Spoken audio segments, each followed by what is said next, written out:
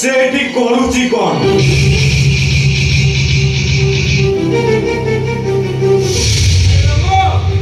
ମୁଁ ବି ସେ କଥା ପଚାରୁଛୁ ମତେ କହ ତୁ ଏ ଲକ୍ଷ୍ମଣ ରେଖା ଦେଇ ଆସିଲୁ କାହିଁ ଏ ଘରକୁ এই ভিকিটা ମୋ ବାପା ଏତେ ଜୋରରେ ପିଟୁଥିଲା ଯେ ମୁଁ ସହି ପାରିଲିନି ବାପା। ବାଧି ଘର ଭିତରକୁ ଚାଲି ଆସିଲେ। ए बाबा ए छुआ पूरा भूल मिछ कହୁछे हेलो ए उर्मी मु तते मारुतिली ए उर्मी मु तते मारुतिली हेलो कहि दे शब्दटा कहि दे ବୁଝିଲେ ମା ସତ କଥାଟା କହିଦେ। ए उर्मी ମା मु तते मारुतिली କଣ ହେଇଛି କହ मु तते मारुतिली ନା ପରମ ସମସ୍ତଙ୍କର ଅନୁପସ୍ଥିତିରେ ଭାଇ ମୋତେ ପ୍ରେମ ନିବେଦନ କରୁଥିଲେ।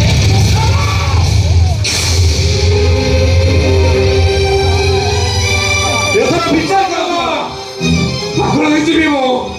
ଏ ଆକାଶ ମୋ ପେଟରେ ପଡୁନୁ କାହିଁକି? ଏ ବସୁଧା ତୁମ ପାଦ ତଳୁ ଖସି ପଡୁନୁ କାହିଁକି? କାହିଁକି ଖସି ପଡୁନୁ? ଶୁଣ ରାମ ଏ ଭୁଲ ପାଇଁ ତୁ କି ଶାସ୍ତି ଦେବୁ ତୁ ନିଜେ କହ ଶାନ୍ତିଟା ମୁଁ ଠିକ କରିବି ମୁଁ ଠିକ କରିବି ଶାନ୍ତି ଭାଇଙ୍କର ଏ ଭୁଲ ପାଇଁ ଉର୍ମି ତାକୁ ମନ ଇଚ୍ଛା ବାଡ଼ିରେ ଶାସନ କରିବ। ମୁଁ ସେମିତି କରିପାରିବିନି। ଗୁରୁଜନଙ୍କ ଉପରେ ହାତ ଉଠେଇଲେ ମୋର ପାପ ହବ। ଏବେ ତୁ ଯଦି ତାକୁ ବାଡ଼ିରେ ଶାସନ ନ କରିବୁ ତାହେଲେ ମୁଁ ଭାବିବି ତୁ ବି ଏ କଳଙ୍କିତ ରାମଚନ୍ଦ୍ରକୁ ତୋ ଜୀବନ ସାଥିରେ ପାଇବେ ନା। ଭାଇ ପରା କେତେ ଛାଡ଼ିଲାଣି। ରାମାୟଣରେ ରାମଙ୍କ ଚରିତ୍ର ଯେମିତି ସବୁବେଳେ ପବିତ୍ର ଉର୍ମିଳ ଚରିତ୍ର ବି ଠିକ ସେଥିରେ ମା। ତୋ ସ୍ୱାମୀର ନିର୍ଦ୍ଦେଶକୁ ପାଳନ ନ କରି ତୁ ଯଦି ମତେ ନ ବାଡ଼େଇବ ତୋ ଚରିତ୍ରଟା କଳଙ୍କିତ ହେଇଯିବ ରେ ମା। ତୋ ସ୍ୱାମୀର ଆଦେଶକୁ ପାଳନ କରି ତୁ ମତେ ସେ ବାଡ଼ିରେ ପିଟରେ ମା। ନା ଭାଇ ନା ମୁଁ ସେମିତି କରିପାରିବିନି।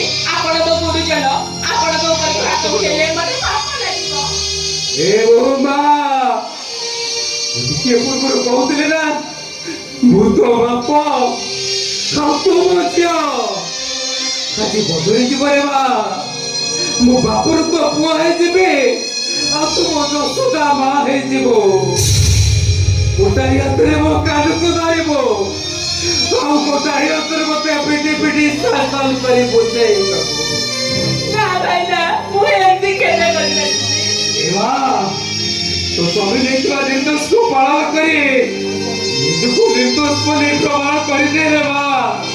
ଆରେ ମା ମା ଏଥିରେ କେବେ ବି ପାପ ହବନି ରେ ମା। ଗୋଟେ ମା ଯଦି ତା ପୁଅ